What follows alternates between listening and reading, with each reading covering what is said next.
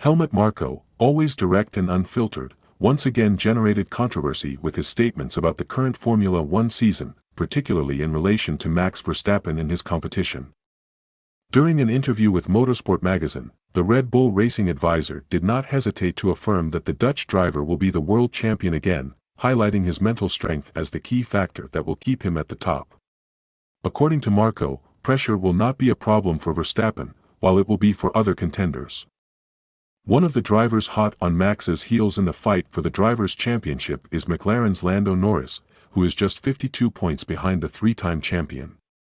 Despite the closeness in the standings, Marko downplayed the Briton's chances, noting that he doesn't believe Norris has the ability to stay in the fight until the end of the season.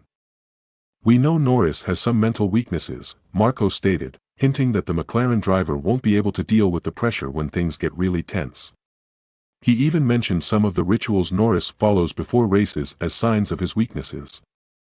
These kinds of comments are not new coming from Marko, known for speaking bluntly about Red Bull's competitors.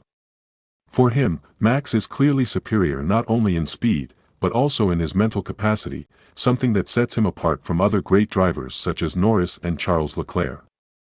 According to the advisor, Verstappen has what it takes to maintain his performance throughout the season, while Norris and Leclerc, in his opinion, do not have the same psychological resilience.